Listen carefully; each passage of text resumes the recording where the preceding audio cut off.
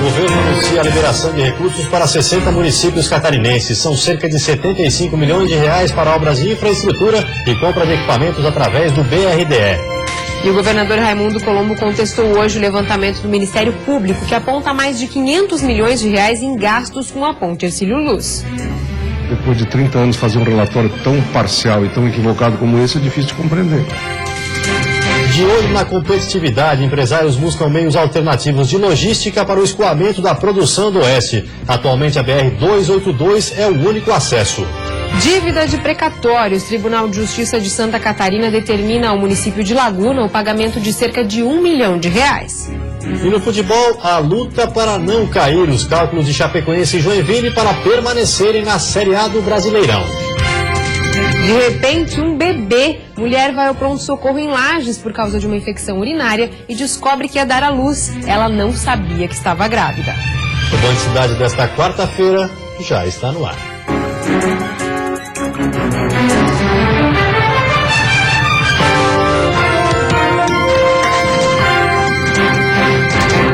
Olá, boa noite.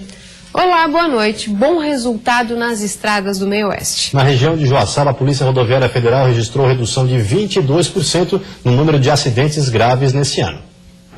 De janeiro a agosto de 2014, na região da 7ª Delegacia da Polícia Rodoviária Federal de Joaçaba, foram registrados 604 acidentes. Em 2015, nesse mesmo período, o número caiu para 454. Além das ocorrências gerais, a PRF conseguiu reduzir em 20 aqueles que envolvem feridos e vítimas fatais. Através do sistema de estatística, a gente chega às conclusões de quais são aqueles acidentes que realmente agravam os números, né? Então, na tentativa de realmente trabalhar em cima desses acidentes, que são aqueles que geram lesões graves e óbitos, então a gente chegou à conclusão que algumas infrações, digamos assim, mais graves e mais contumazes levavam a esses acidentes ou aumentar a gravidade, né? O resultado motiva o trabalho, mas alguns pontos ainda chamam a atenção.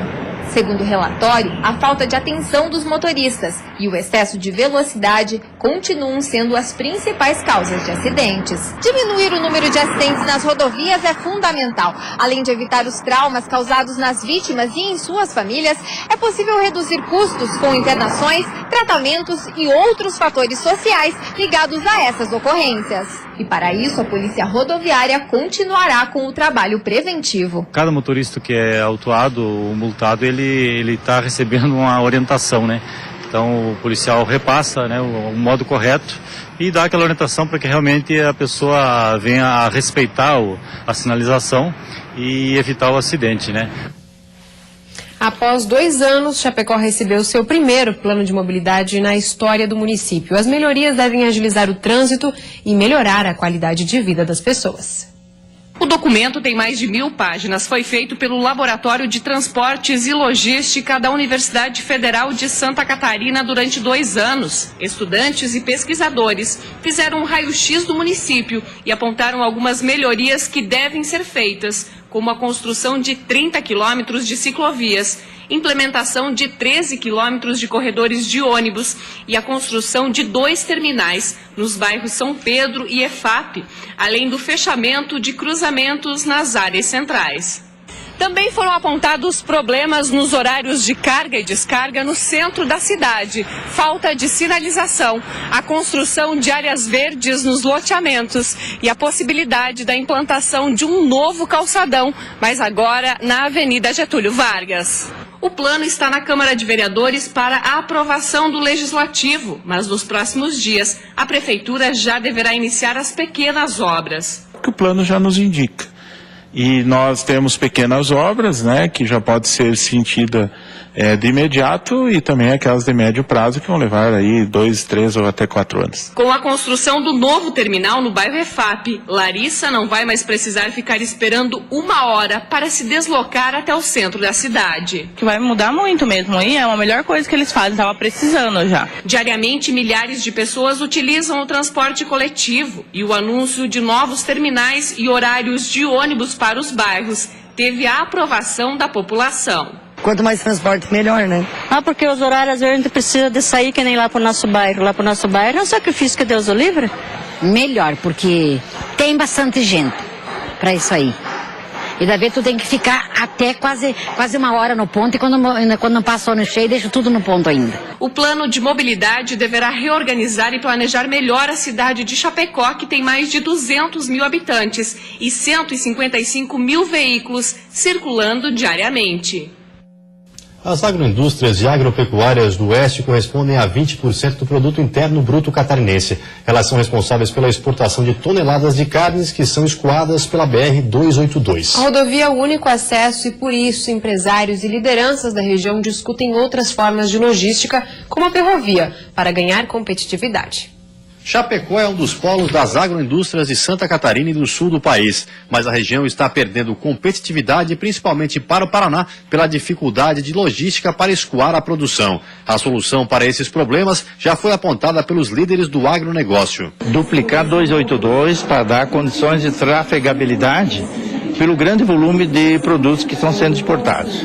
Segundo, ferrovia. Vamos começar a trabalhar em cima de ferrovia. A gente sabe que é demorado, que custa muito, mas tem que começar a trabalhar. Terceiro, o governo tem que controlar essa economia.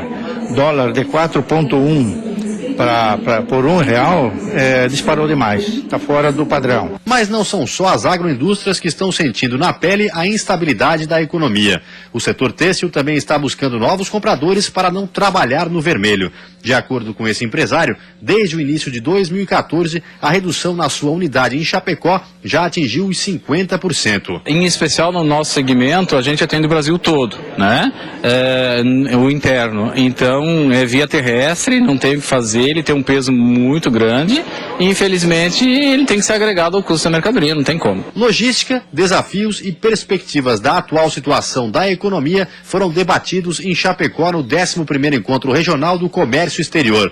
E, de acordo com especialistas, para 2016, os empresários precisam de muito planejamento. Que as pessoas estejam bem informadas, porque neste momento a tomada de decisão é o que está prevalecendo e nós precisamos ter conhecimento e estar bem informado para direcionar as ações das empresas. As agroindústrias e agropecuária do Oeste, que correspondem a 20% do produto interno bruto catarinense, aguardam com expectativa a ferrovia. Afinal, esses setores são responsáveis pela exportação de milhões de toneladas de carnes para vários países. E atualmente, essa produção é escoada através de caminhões pela BR-282 até o litoral de Santa Catarina. E a seguir, Justiça suspende uma liminar que impedia a demolição de uma antiga escola em Lages. E ainda, agências do INSS reabrem amanhã e o atendimento deve ser normalizado em 2 meses no estado.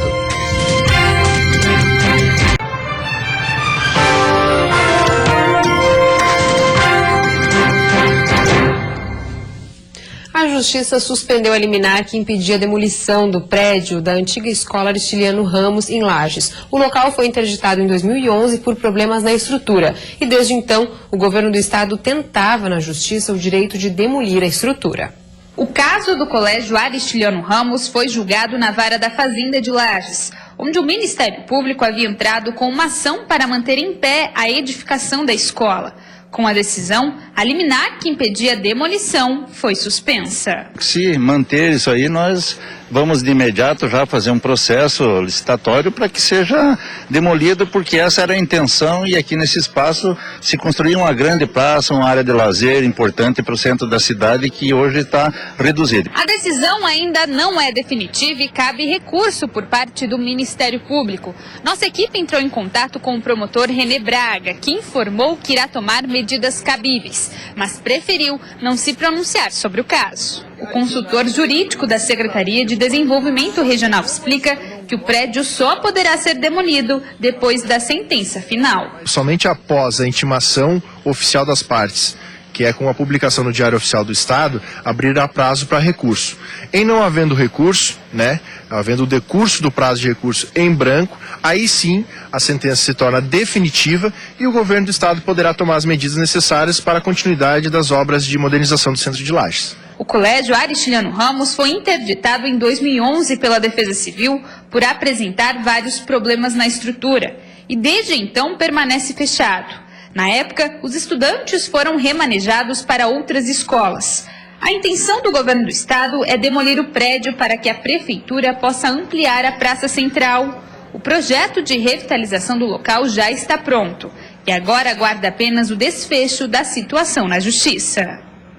Depois de 80 dias de greve, as agências do INSS reabrem amanhã em Santa Catarina. De acordo com o Sindicato dos Trabalhadores, o atendimento deve ser normalizado em 2 meses.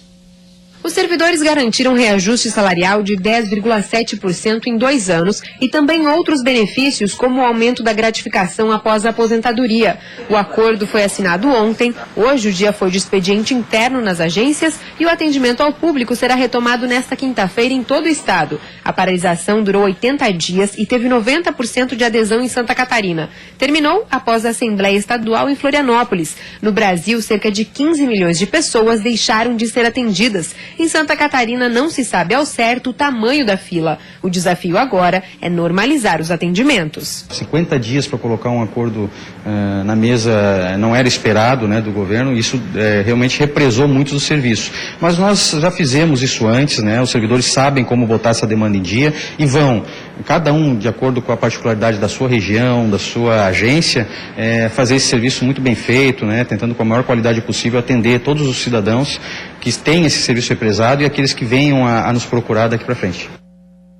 E você vai ver depois do intervalo, de repente, um bebê. Mulher vai ao pronto-socorro por causa de uma infecção urinária e descobre que ia dar à luz. E no futebol, a luta para não cair. Os cálculos de Chapecoense e Joinville para permanecerem na Série A do Brasileirão.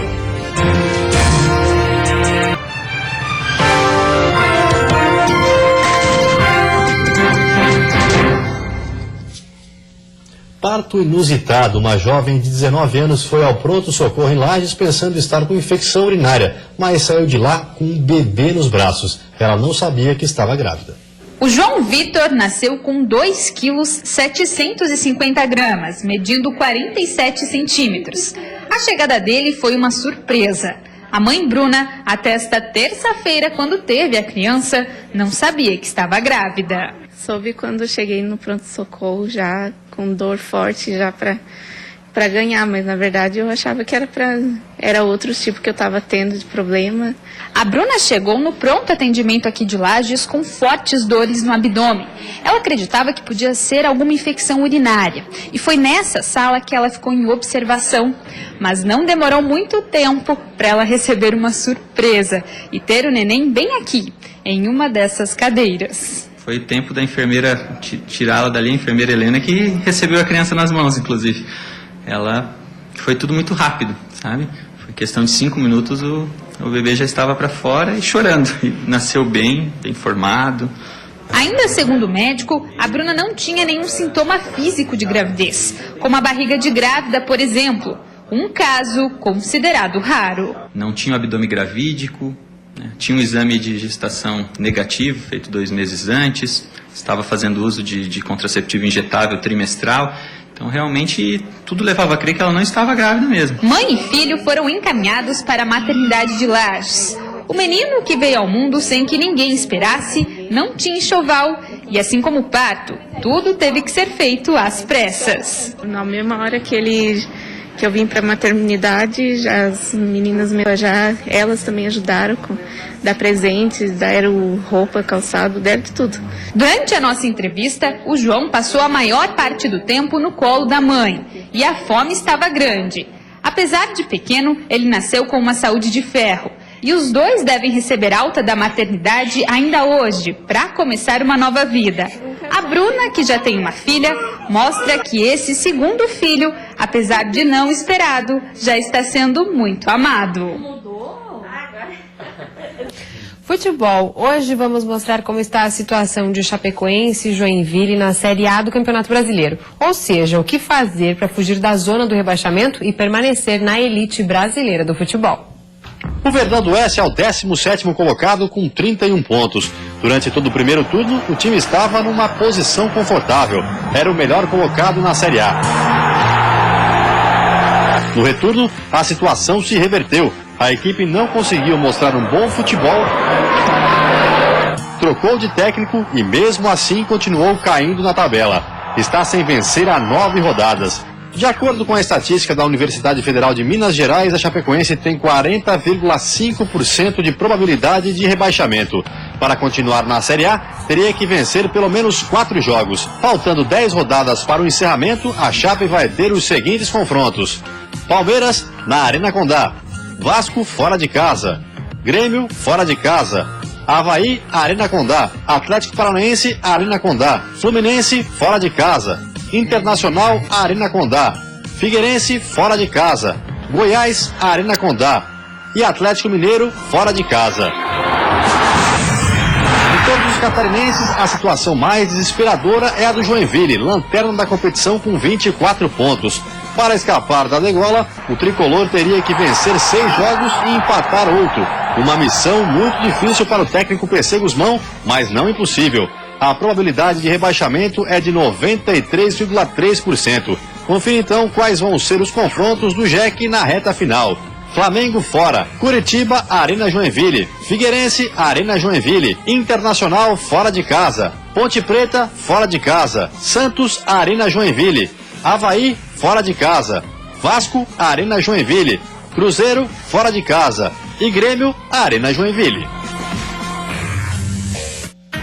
E o tempo volta a ficar instável no estado, o que não ajuda a normalizar as cheias. Na Barragem Sul, em Ituporanga, 2 comportas permaneceram fechadas desde o fim de semana, mas foram abertas hoje. Em Taió, na Barragem Oeste, as 5 comportas permanecem fechadas. A medida foi adotada pela Defesa Civil por causa do grande acumulado de chuva que caiu no estado e deve se manter nos próximos dias, já que vem mais chuva por aí. Amanhã o sol aparece em boa parte das cidades e deve chover no Oeste, Serra, Grande Florianópolis e Sul. As temperaturas ficam mais amenas. A mínima é de 8 graus na Serra e a máxima de 25 no Oeste.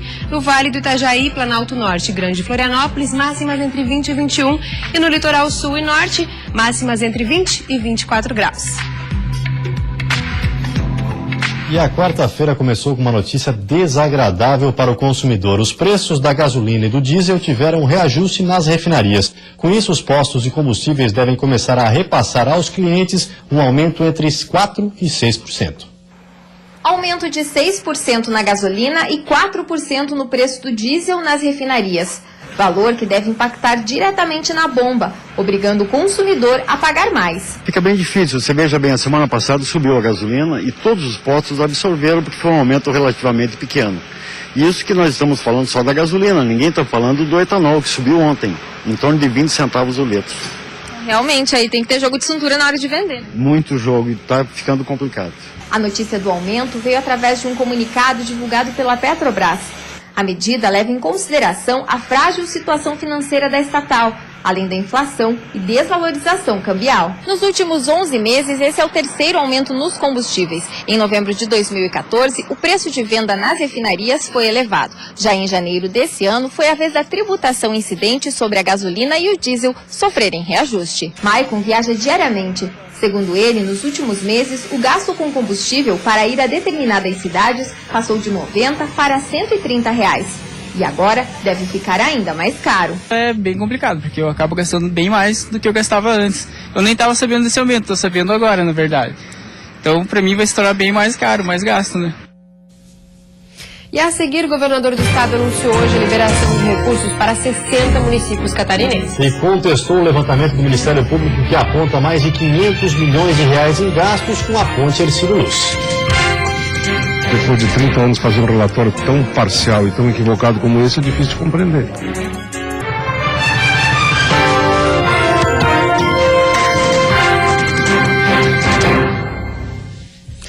O Tribunal de Justiça de Santa Catarina determinou ao município de Laguna o pagamento de cerca de R$1 milhão. O valor é referente a uma dívida com precatórios que não vinha sendo paga desde janeiro. Ainda em 2010, Laguna optou por fazer o pagamento dos precatórios em regime especial.